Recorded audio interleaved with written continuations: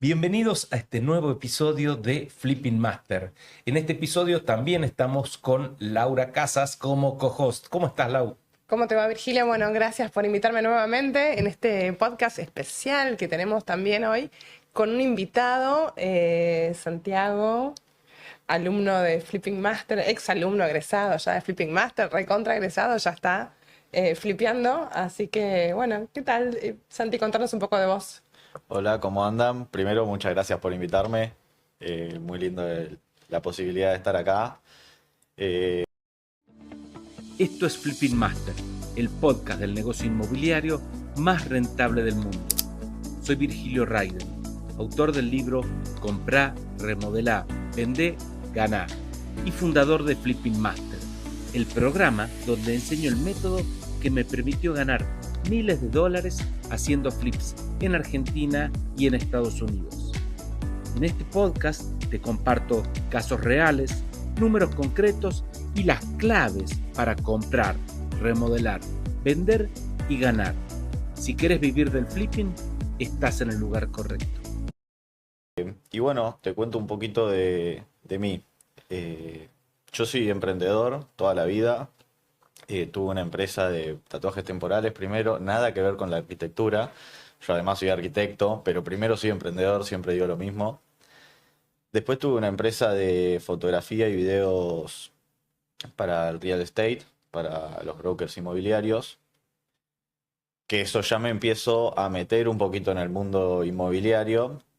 Bueno, y además soy arquitecto y ahora hace un tiempo ya con el flipping. Eh, y también, a su vez, soy profesor de la facultad de la UBA en una materia, bueno, en diseño de arquitectura y también en una materia que habla, se llama gestión de proyecto, que habla mucho sobre emprendimientos y negocios. Santi, Mm, qué bueno tenerte acá, me encanta. muchas gracias. Bueno, Santi es flipero de la zona de Villa Devoto, de la República Independentista de Villa Así Devoto, es. decimos nosotros, que es donde vos has crecido ahí, ¿cierto?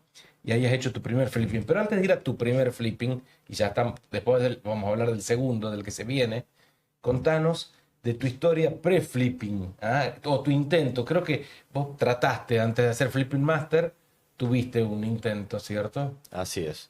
Bueno, yo les contaba que había tenido estos emprendimientos. Yo esta empresa de los tatuajes, que era la más grande que había tenido, la vendí. Y ahí fue como de nuevo, ¿qué hago, no? Yo estaba terminando ya la facultad. Yo a su vez igual soy maestro mayor de obra, o sea que yo ya había tenido algunos approach con la arquitectura en algunas remodelaciones pequeñas. Y conozco este mundo del flipping, muy, muy por encima, ¿no? Ya se empezaba a hablar recién en este país de eso. Y bueno, entonces me lanzo con un amigo que justo tenía una plata para hacer algo pequeño, no tanto en Devoto, más en Monte Castro, que es un barrio un poco más barato, y no nos fue tan bien. O sea, hay que admitir que no fue la mejor experiencia. No nos fue mal, no es que perdimos plata, sino que no fue lo rentable que creíamos y sí tuvimos muchos errores que hoy viéndolo en retrospectiva de sobre remodelar, de no haber planteado muy bien el tema del presupuesto en un principio. Entonces, nada, fue como medio a los tumbos. Eso no me detuvo. Quise hacer un segundo flipping previo a Flipping Master, que casi se resuelve con un agente inmobiliario, un broker que había conocido en esta búsqueda y que hoy digo que menos mal que no lo hice, porque después analizándolo ya con un poco más de información y más de herramientas, tampoco hubiera sido tan exitoso. No hubiéramos perdido plata, pero no hubiera sido tan exitoso ¿Y como por qué? queríamos. Porque la compra, ¿dónde estaba el error o lo que no aplicaba para que sea un flipping rentable? Más que nada en la compra. Sí, más que nada en la compra. Lo estábamos comprando a un precio relativamente bueno, pero no era tan bueno. Y lo que había que hacerle o cómo había que reestructurar el pH en sí era un poco costoso también para el precio que nosotros estábamos comprando. Me encanta, vamos a utilizar esas palabras. Y ahora le voy a hablar a la audiencia, a los que nos están mirando o escuchando. Relativamente bueno, un precio relativamente bueno es malo. ¿O no, Lau? Es malo. No tiene que ser relativamente bueno, tiene que ser muy bueno. Tiene que haber un descuento real, tiene que haber una regla aplicada, la regla al 70%, porque relativamente bueno puede ser un 10% abajo del valor de mercado, puede ser un 15%, puede ser... Es malo, relativamente bueno siempre es malo. Es que lo que cuenta Santi es fantástico, porque era como un negocio que estaba encarando intuitivo, ¿no? Esta cosa de la sensibilidad de más o menos medianamente por ahí andaba, que le estaba faltando una metodología, un número, un dato fundamental para saber que lo que estaba haciendo estaba bien y no más o menos o relativamente bien. Sí, en cuanto a eso, nosotros nos guiamos un poco por el número en lo nominal y no en lo porcentual. Nosotros lo pensamos y dijimos, bueno, por todo este trabajo, cuando lo estábamos evaluando, no me acuerdo ahora el número puntual, pero digamos, no sé, 5 lucas, nos parecía, bueno, bien, por 5 lucas hacemos este laburo de X cantidad de meses. Pero claro, cuando uno lo lleva a lo porcentual y a lo potencial que se puede ganar en un negocio de estos, no era tan jugoso como podía ser. Bien, y en el segundo flipping, que es, yo siempre digo que a veces los mejores negocios son los que no se hacen, y este es el caso. Un mal negocio que no se hizo es un muy buen negocio. ¿Cuál crees que es el error? A ver, ¿que pagabas de más porque no estaba negociado bien el precio de compra o porque pagabas de mal porque estabas calculando mal el precio de venta al final, el ARV? Yo creo que era más el precio de compra. Yo cuando lo laburé esto, de hecho, yo voy a ver este inmueble y me digo que en esa misma visita, que una visita dura 20, 30 minutos, esta duró casi 2 horas, porque me hice muy amigo del broker. Él justo estaba también queriendo meter en el flipping, entonces, che, bueno, tal vez vos si me ayudás a negociarlo y él tenía inversores y yo ponía la parte de la obra.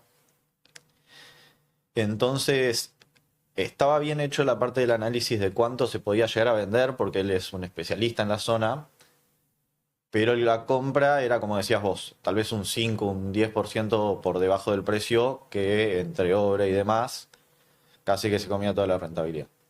Perfecto. Y has hablado recién de la amistad con el broker, que Mm. hablemos un poquitito sobre eso, las relaciones, y porque vos has hecho buenas experiencias desarrollando una red, desarrollando relaciones. Contanos un poco de eso. Bueno, lo más fundamental creo que en el negocio del real estate en general, no solo del flipping, son las relaciones. Te lo puedo decir cualquier broker, se labura mucho y me parece que yo lo fui descubriendo un poco. Yo soy de hacerme amigo de un montón de gente de lo cotidiano, tal vez del sodero, del estacionamiento, del verdulero. Y se me dio que cuando empecé a conocer muchos brokers, además de que ya tenía ciertos contactos con la empresa de fotografía, siempre tenía muy buena relación con esta gente.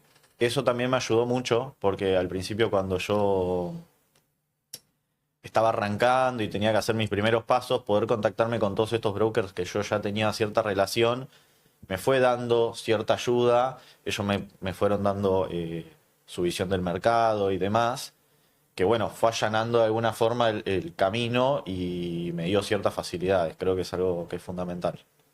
Bien, hablemos ahora de tu primer flipping. Contanos cómo lo encontraste y contemos sobre tu primer flipping porque creo que es una experiencia muy positiva. Perdón, y también yo quiero que cuentes un poco cómo toda esta actitud que tenés vos frente a contactarte con la gente, a hacerte amigo, te ayudó en este primer flipping, porque es una experiencia bastante interesante. Bueno, sí. Me pasó con este primer flipping. Primero en la búsqueda, yo ya estaba enfocado mucho en el barrio de Devoto, que es uno de los barrios del oeste que creo que está creciendo muchísimo en la que es la capital, y es el barrio que me vio nacer básicamente, entonces lo conozco con la palma de mi mano. Estaba muy cerrado ahí y ya me estaba a punto de desmotivar y ya veía que me estaba frustrando un poco el no encontrar esta oportunidad en el barrio, porque bueno, al no ser un barrio con tantísima oferta, hay menos que, bueno, en el corredor norte, por ejemplo. Y en una de esas rebúsquedas, en el portal de Zonaprop, encuentro este PH que al principio lo había descartado por el precio del metro cuadrado, o sea, era caro en relación a los metros cuadrados cubiertos que tenía. Pero entro y veo que era dueño directo. Eso ya de por sí me motivó y que se podía construir un par de metros en la terraza. Un poco más que un par de metros, ¿no? Duplicamos los metros. Entonces, bueno, me lanzo a ir a verlo y ahí conozco a Laura, que era la dueña, y también pegamos una buena relación. Laura, la china. La china, como nosotros le decimos la china, no es china. No me spoileé. Entonces, nada, de repente se dio una situación como muy hogareña, muy familiar, de encontrarme con esta señora Laura, con sus nenes que estaban jugando en el PH, sentarme a tomar unas mates con ellos, que ellos me cuenten un poco su historia, que eso también está buenísimo cuando uno va a ver un inmueble, entender un poquito la historia de los dueños y del inmueble en sí. Y se fue dando una dinámica donde yo nunca conté tal vez que era para un flipping, porque nunca se preguntó. Y de repente era como que yo me iba a mudar ahí. Entonces eso también ayudó a aceitar un poquito el tema de la negociación, ¿no? Yo venía con todas las herramientas del curso, saliendo a negociar como si fuera de Wall Street. Y del otro lado también me encontré una madre, una persona común, y toda esa parte de la relación interpersonal allanó un montón el camino y hizo mucho más sencillo todo el tema de la negociación. Es buenísimo lo que cuenta, porque nosotros siempre decimos que cuando la gente sale a comprar las propiedades, nada, lo hace desde la emoción, ¿no? Pero acá, en este caso en particular, la venta también fue desde la emoción. Al tener vos la posibilidad de no tener interlocutor del broker inmobiliario en el medio y ser vos, de alguna manera, un poco de las dos partes, tuviste la oportunidad de también generar un vínculo con el vendedor y trabajarlo desde lo emocional también, ¿no? La venta, porque te estaba vendiendo una propiedad a alguien con la que se sentía cómodo, en confianza, y todo lo que tuvo que ver con la negociación fue un poco más sencilla. Sí, sin duda. Ni hablar que encima era la casa que la vio nacer a esta mujer, que había sido su casa con sus padres toda su vida y que en algún momento sus padres se fueron para otro lado y ella se quedó con su nueva familia. Entonces eso de lo emocional y eso de haber tenido el contacto directo, creo que fue fundamental en el tema de la negociación. Buenísimo. Ahí tenemos la compra. Vamos al segundo paso de la historia de este flipping, que es conseguir los inversores. ¿Qué nos podés contar de esa experiencia de conseguir los inversores para este flipping? Perdón, decimos el primer flipping, pero es el primer flipping que hiciste con nosotros, con Flipping Master. Antes habías hecho un intento El y medio. segundo, en realidad. Claro, el segundo. Bueno, ese fue el gran tema. Y ese fue mi gran tema previo a Flipping Master incluso. Era lo que más miedo me daba y lo que más trabas me ponía, creo yo. Todas trabas mentales, no porque realmente me costara conseguir la inversión en sí. Yo primero creía que era casi imposible poder conseguir esa cantidad de plata. Ahora creo que eran 127.000 que necesitaba para poder hacer todo el negocio en sí, 70.000 para la compra.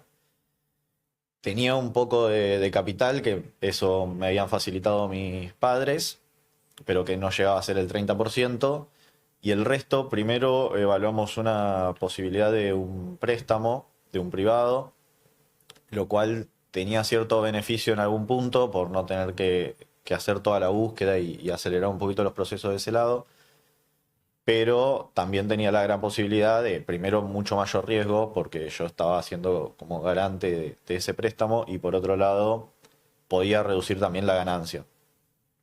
Ese préstamo al final no sucedió y ahí hubo un gran momento de crisis, de meditación y de repente decir qué hago, porque ya se venía la escritura encima y el préstamo no caminaba. Entonces, bueno, salir a buscar de repente todo ese capital que me faltaba, que era bastante, era, no sé, el 70% de todo. Ahí, ¿te acordás? Tuvimos una charla. Tuvimos una charla, yo entré en desesperación, lo cuento para que los que están en la misma situación vean que se puede salir de eso. Tuve una charla ahí con Virgilio muy ese día a la mañana. Le conté que estaba medio desesperado porque había sucedido lo de que se había caído el préstamo. Él me transmitió un poco de tranquilidad y después de que le corto a Virgilio, agarré el celular, todos los contactos de mi celular y le empecé a hablar a todo el mundo. Como te decía, Al sodero también le hablé, a todo el mundo, realmente a todo el mundo, diciendo, vos tenés que tener algún amigo, un tío, un alguien que esté dispuesto a invertir. Y la historia termina muy bien porque en menos de 24 horas había conseguido el 100% de la inversión que necesitaba, que no había podido conseguir en el mes y pico anterior. O sea que realmente en esa mañana, en esas 24 horas de foco absoluto, logré conseguir toda la inversión. Me acuerdo perfectamente esa conversación y yo te quería transmitir tranquilidad y foco, es decir, justamente la palabra que acabas de decir. Respira, viví, desayuná, hace todo pensando en todos los inversores potenciales que podés tener y hace foco total en ese listado. No hagas otra cosa más que eso, ¿te acordás? Y efectivamente en 24 horas, tilín, la magia Fue sucedió. completamente sorprendente, pero sucedió. Yo siempre digo, no sé bien cómo lo hice, pero fue, es real. Que creo que la charla sin dudas habrá sido nada, impactante para vos y enfocarte en lo que estabas buscando, además convencido de un negocio que sabías que daba bien, porque eso lo hablamos mucho en el curso y lo hablamos mucho con los alumnos. Uno cuando encuentra la oportunidad, se imagina cómo va a quedar, a cuánto se va a vender, realmente si no tenés los inversores, quisieras vos invertir en eso, porque estás como tan convencido de que va a ser un gran negocio, que en un momento empieza a resultar sencillo contárselo al resto de la gente y que esté dispuesta a invertir. Lo que pasa es que a vos te corrían los tiempos y los nervios de pensar que era un montón muy difícil. Entonces, cortar con ese miedo para enfocarse y lograr el objetivo no es nada sencillo, ha sido como realmente un logro. Completamente, completamente. De hecho, cuando en el primer llamado logro conseguir lo que me faltaba como para poder comprar el inmueble, que ese era como lo que más me corría. Entonces fue muy loco que en el primer llamado realmente en 15 minutos, 20 minutos haya logrado eso. Ya ahí medio que me envalentoné y también en dos, tres llamados más y una reunión logré conseguir el resto y yo mismo me sorprendí de lo que había logrado en tan poco tiempo y casi que tan fácil, diría. No fue tan fácil porque fue todo un recorrido, pero en tan poco tiempo. Bien, y ahora viene la remodelación de tu primer flipping. ¿Qué podés contarnos? ¿Qué aprendiste? ¿Qué errores cometiste? ¿Qué aciertos tuviste? Bueno, empezando por los aciertos, creo que el primer acierto fue entender bien el producto. Eh, ya les había contado, yo conozco muy bien la zona, sé que es una zona muy familiar, hay muchos colegios, clubes y demás, hay cerca un hospital. Entonces, haber entendido que es un producto que tenía que ser de 3 ambientes para arriba, que tenía que tener cuartos, que tenía que tener varios baños. Entonces, haber entendido eso y haber entendido que esa zona busca tal vez algo más como una casa, eso creo que fue un acierto, también a la hora de después de diseñarlo. Como aprendizaje, creo que el mayor aprendizaje fue el tema de no sobre remodelar, que era el error que había tenido antes. Nosotros los arquitectos tenemos ese problemita, pecamos de arquitectos, justamente. Y nada, queremos diseñar y que todo sea hermoso y que tenga las mejores texturas y materialidades y demás. Y en el flipping se puede hacer, pero siempre hay que estar, o sea, la ley primera es el tema económico y que todo esté dentro del presupuesto. Así que creo que el aprendizaje fue ahí. Igualmente sí creo que al haber sido casi mi primero, en realidad, y en este caso se agregaron muchísimos metros cuadrados, entonces bueno, nosotros tuvimos que hacer techos, tuvimos que agregar un montón de aberturas, hacer baños de cero y demás. Ahí tuvimos algún tipo de errores en lo que fue la obra y, por ejemplo, ahora uno que se me ocurre es haber comprado chapas negras cuando no se ven. Entonces ahí me podría haber ahorrado un poquito, pero bueno, también son cosas que fueron sucediendo y que uno a veces en la vorágine de la obra no nota y tiene que resolver, pero que bueno, son aprendizajes a futuro. Son muchos desafíos, muchas decisiones una tras de la otra, a veces en los flippings y en toda esa toma de decisiones se te pasan cosas. ¿Qué fue lo que más te costó en todo este proceso del flipping? ¿Qué es lo que más me costó? Em, yo creo que un poco la obra, no por por la gente, sino un poco el coordinar. Si bien yo tenía experiencia en obra, tenía experiencia en remodelaciones pequeñas. eh, y esto era agregar muchos metros y, por ejemplo, nunca había hecho una escalera, nunca había hecho un techo. Y si bien por suerte coincidí con un con un contratista que la verdad que labura muy bien y que entendió el negocio desde el primer momento y entender este tema de velocidad y demás, fue todo un desafío para mí tener que responder eso y que si ya cualquier error que tuviera yo en la proyección o en el diseño, lo iba a tener que pagar yo con mi rentabilidad y ya no era un tema de, bueno, quedar mal con un cliente, sino que, bueno, el que tenía que pagar los platos rotos de alguna forma era yo y mis inversores, que era un problema y era quien no quería fallarles. Bien, o sea que tuviste en todo este proceso la suerte de dar con un contratista y un equipo que entendió el negocio o se lo transmitiste vos. ¿Cómo fue la experiencia de lograr este equipo que te acompañó durante este flipping? Bueno, llegaron por uno de mis inversores, que es un amigo mío, que él labura en una constructora. Y bueno, me los recomendó. Primero me pareció una persona muy copada porque proponía y él entendía que teníamos que hacerlo rápido y barato. Él entendía también que el presupuesto que él me pasó iba a ser el mismo, tarde 4 meses, tarde 5, tarde 6, y para él obviamente era mucho mejor hacerlo en 4. Entonces ahí como que entendimos ambos que nuestro negocio iba a estar en la velocidad y en encontrar esas resoluciones dentro de lo más económico y obviamente sin perder lo estético o lo funcional, ¿no? Es re interesante lo que decís, porque este es un negocio de alineaciones. Cuanto mejor le va al inversor, mejor le va al flipping manager y mejor le va al contratista. Hay un tema de que todos están alineados con el mismo deseo y beneficio de hacer la obra lo más rápida, lo mejor posible y lo más económica. A todos de alguna manera les beneficia esta velocidad en lo que es el negocio, en ganar lo mismo de alguna manera, no...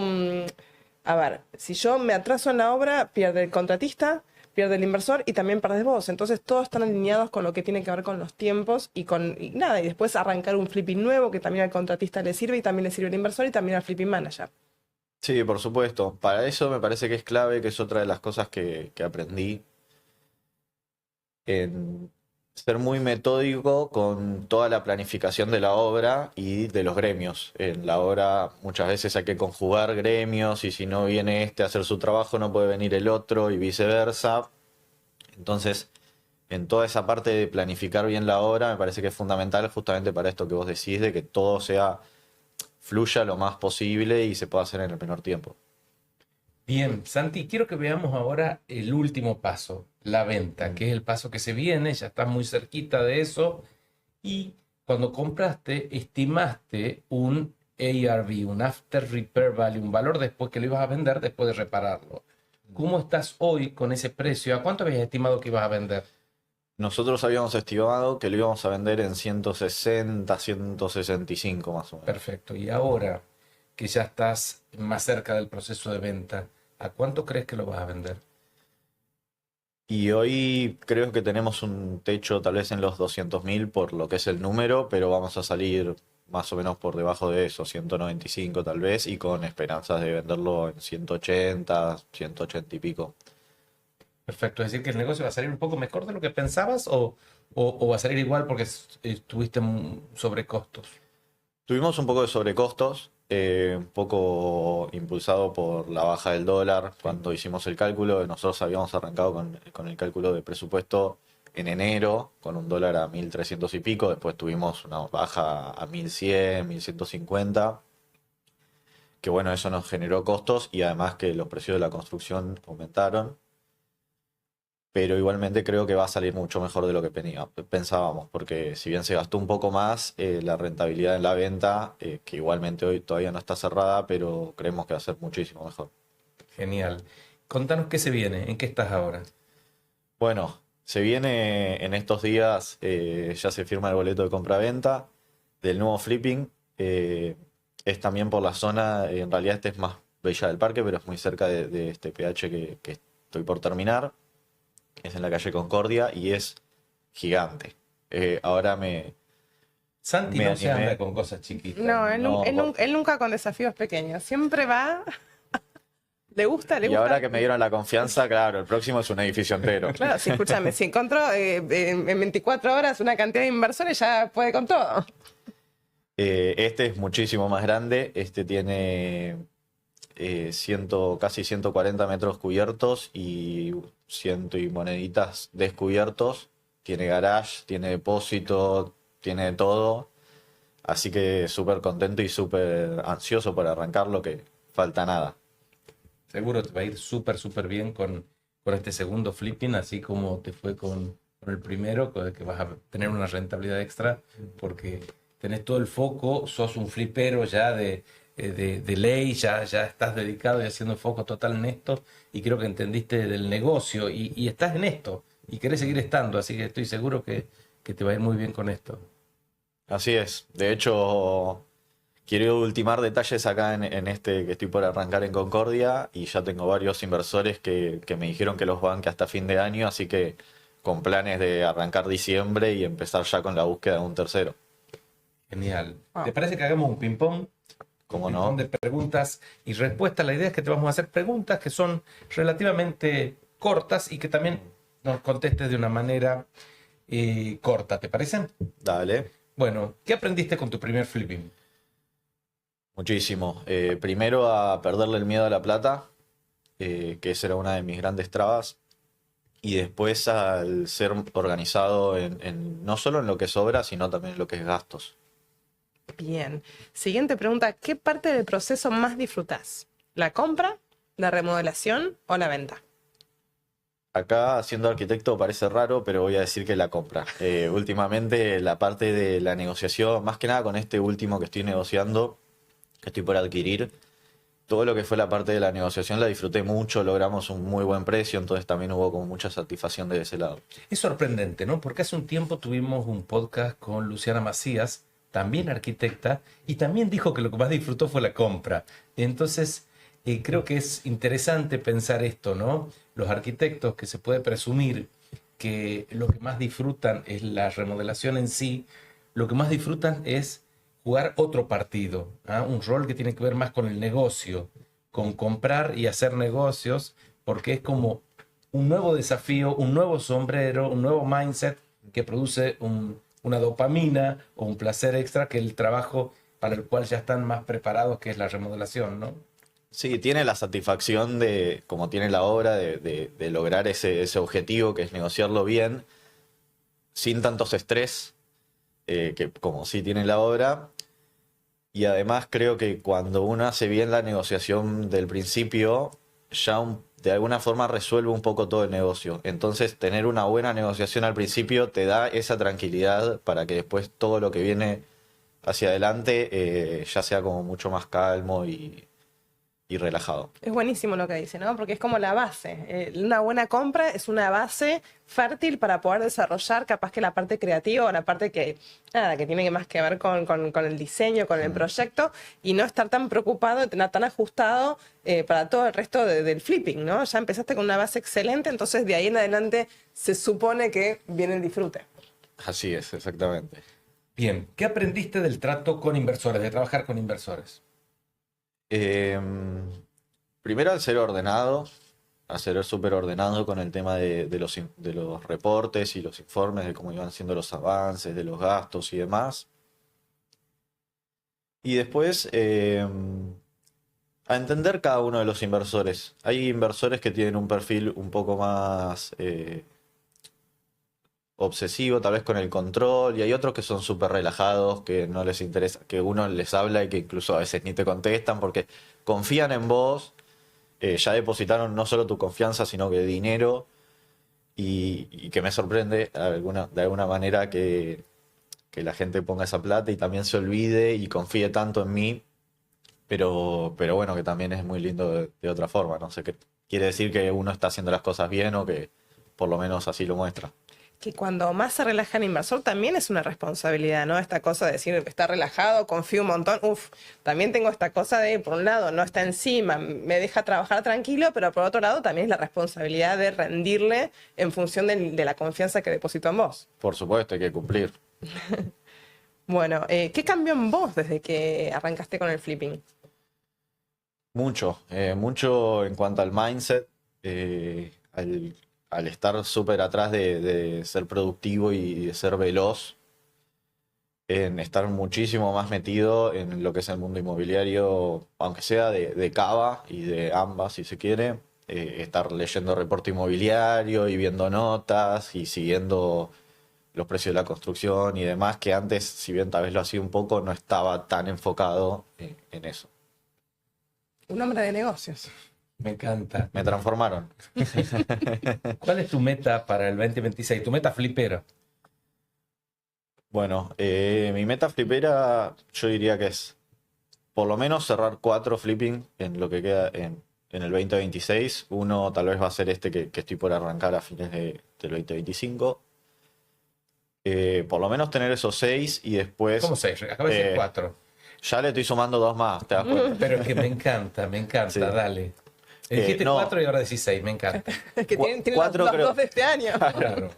Quiero cerrar 8, dice ahora. Los 12 flipping de 2026. No, primero como piso me gustaría que sean 4, porque podría tener 2 al mismo tiempo y hacer girar esa plata 2 veces en un año con estos periodos de más o menos 6 meses. 6 sería el ideal. 6 sería el ideal por los objetivos económicos, más que nada. La siguiente pregunta es, ¿qué consejo le darías a tu yo de antes de empezar flipping? Si pudieses volver al pasado, si Back to Future, ¿qué le dirías a tu yo de antes de empezar? Primero que sea muy bueno con lo que es la predicción y con el análisis, todo previo del presupuesto, de esperarse cualquier viernes 13 que pueda aparecer por ahí. Y el segundo, que no le tenga miedo a la plata. Yo no estaba acostumbrado a hablar de estos niveles de plata y en el momento en el que le perdí el miedo, hoy hablar de 10.000, 20.000, 30.000, 50.000 dólares me parece algo normal y posible, y antes para mí era el Monte Everest y no podía treparlo. Si tuvieras que definir el flipping o el negocio del flipping en una palabra, ¿cuál sería? Entretenido. Me encanta. Es divertido el flipping, no lo vamos a negar. Definitivamente. Bien, esta me gusta, es divertida. Si el flipping fuera un deporte, ¿qué deporte sería? Y yo soy muy futbolero, pero me parece que te lo voy a tener que llevar para otro lado. Yo diría que es el básquet, Ok. y te lo voy a justificar. Creo que el básquet es súper dinámico, es todo el tiempo de ir y venir y que pasan cosas, y incluso es más corto el partido. Entonces creo que tiene mucho eso el flipping, de periodos cortos, de estar siempre, no corriendo atrás de la pelota, pero siempre acelerando procesos y queriendo que todo sea más rápido y efectivo y que cada punto cuente. Claro, el scoring va subiendo, ¿viste? Entonces tenés Claro. que estar atrás de eso muy atento, que no se te vengan encima. Imposible que haya un 0-0 en el No, flipping. no hay forma. No hay forma. Hablemos de Flipping Master.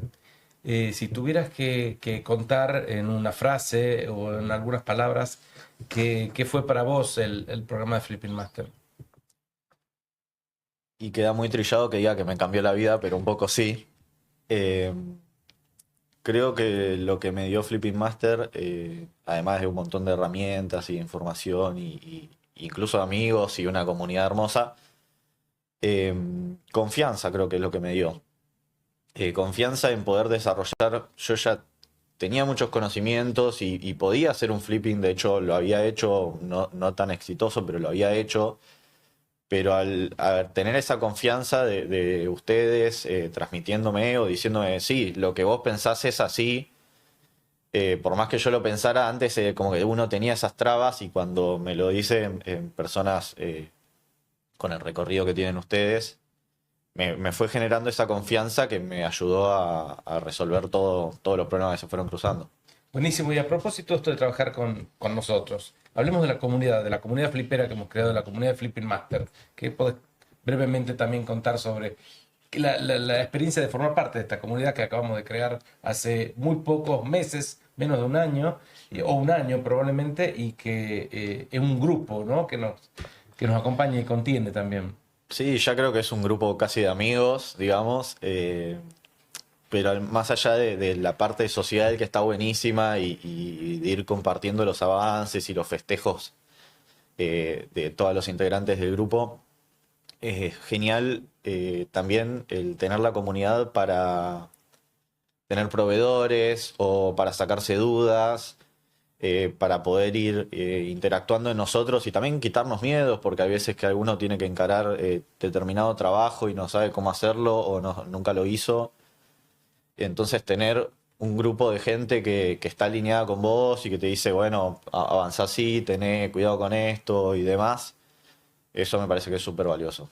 Sí, se comparte información, se comparten proveedores, se empuja, ¿no? Se acompaña. Esto que decías vos recién, que una de las cosas que más te sirvió de todo el flipping es el acompañamiento, el sentirte respaldado de alguna manera. Y creo que la comunidad aporta muchísimo de eso, ¿no? Esta cosa de acompañar, de sentir que somos equipo entre todos y tener siempre las palabras de nada, también esto de felicitaciones cuando algo resulta. Nada, una comunidad básicamente. Todos empujando hacia el mismo lado. Me parece que es súper rico y que seas parte de eso también está buenísimo. Sí. Yo creo que la comunidad, ¿viste esa frase que dice que uno se transforma en el promedio de las personas que te rodean? Y estar rodeado de decenas de personas que están haciendo flipping, que están mandando un mensaje que hoy compraron una propiedad o que están empezando la remodelación o que consiguieron los inversores o que la están vendiendo, que están terminando la remodelación o que vendieron, y eso, tener ese estímulo todos los días, es como que indefectiblemente uno se termina transformando en el promedio de eso, que es ser un flipero activo y exitoso y rentable. Así que creo que es el valor incalculable de formar parte de una comunidad. Sinergia pura, ¿no? Sin duda, es así. Santi, bueno, ha sido hermoso poder charlar con vos, te queremos agradecer y te deseo que por lo menos pongamos un objetivo, no una meta de 4 flipping en el 2026, Santi, por lo menos unos 4 flippings. Estoy seguro que puedes hacer más que eso. Bueno, no digo tampoco 20, pero 5, 6 para el 2026. Vamos a apuntar a 6. Apuntemos a 6, dale. Y en el próximo capítulo les contamos si llegamos o no. Perfecto, dale, me encanta. Me encantó. Muchas gracias por invitarme. La verdad que la pasé genial y estuvo buenísimo. Un placer enorme tenerte acá. Muchas gracias. Gracias, Vir. Gracias a todos. Nos vemos en el próximo Flip. Gracias por escuchar Flipping Master. Espero que hayas disfrutado este episodio. Si querés dar el siguiente paso y trabajar conmigo más de cerca, visita flipping-mediomaster.com. Nos vemos en el próximo Flip.